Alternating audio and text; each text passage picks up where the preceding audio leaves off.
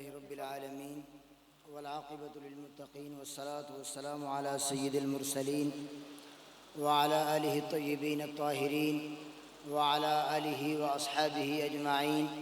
قال الله تبارك وتعالى في كلام المجيد والفرقان الحميد: والله ولي المتقين. صدق اللہ العلی العظیم.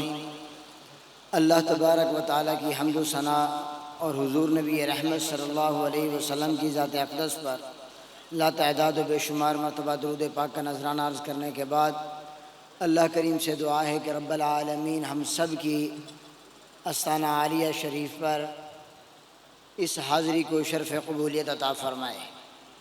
تو سعادت کے طور پر، اپنی بخشش کے طور پر، اپنی نجات کے طور پر یہ چند باتیں آپ سے صرف میں کروں گا. اس کو آپ بیان نہ سمجھیں، آپ اس کو میری نجات سمجھیں. بہرحال میں عرض یہ کر رہا تھا کہ انسان جو ہے یہ عام انسان، اللہ تبارک و تعالی نے اس کے اندر جو جوہر رکھے ہیں ان کو ولی اپنی نگاہ سے باہر جو ہے وہ ظاہر کرتا ہے. صرف اس کی نگاہ سے جو ہے وہ اس کے اندر جو رنگ ہیں، اس کے اندر جو فنون ہیں وہ باہر آتے ہیں. تو پھر جو اللہ والے ہیں ان کی کیا کیفیات ہوں گی.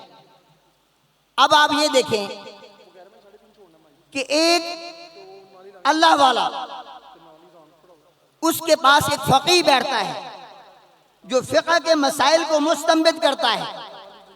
ایک مفسر بیٹھتا ہے، وہ قرآن مجید کی آیات کی تفسیر کرتا ہے.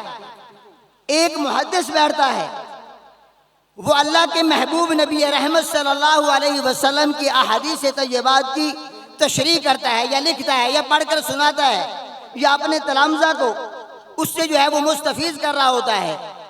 لیکن یہی جب اللہ کے ولی کے دربار میں بیٹھتا ہے تو یقین کیجئے کہ فقہ کے مسائل اس کے اوپر پڑھنے سے اتنے کھلے نہیں ہوتے، اتنے ظاہر نہیں ہوتے جتنا اللہ کے ولی کے دربار میں بیٹھ کر اس کے اوپر ظاہر ہوتے ہیں.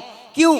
کیونکہ جب اللہ کے ولی کی نگاہ اس پر پڑتی ہے تو اندر سے علم کے چشمے پھوٹتے ہیں، فقہ کے چشمے پھوٹتے ہیں، فقہاء کے جتنے بھی علوم ہیں وہ پھوٹتے ہیں.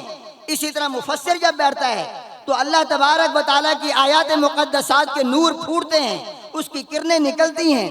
اسی طرح جب کوئی محدث بیٹھتا ہے تو اللہ رب العالمین کے محبوب نبی کریم صلی اللہ علیہ وسلم کی احادیث طیبات کی نور کی کرنیں جو ہے وہ پھیلتی ہیں اور اس سے علوم جو ہے وہ بکھرتے ہیں. آپ کو پتہ ہے کہ دنیا کے اندر سب سے زیادہ کام تجوید درود و سلام کا حضور قبلہ مرشد اکمل لسانی سرکار نے کیا ہے. اتنا کوئی کام کر ہی نہیں سکا. اور اپنی نسبت پر فخر کریں اور اللہ کا ساتھ میں شکر ادا کریں کہ اللہ رب العالمین نے آپ کو یہ نسبت عطا فرمائی ہے. میرے نوجوانوں، اپنی نسبت پر فخر کرو اور شکر کرو. میری ماؤں، بہنوں، بیٹیوں، اپنی نسبت پر فخر کرو اور اللہ کا شکر ادا کرو کہ اللہ رب العالمین نے اپنے محبوب کے صدقے ہم سب پر اپنا خاص فضل و کرم فرمایا ہے کہ ہمیں یہ در نصیب فرمایا. اور آج رات کے اس پہر میں جہاں رحمتوں کا نزول ہو رہا ہے، ہمیں ان رحمتوں کے نیچے اللہ رب العالمین نے بیٹھنا نصیب فرمایا.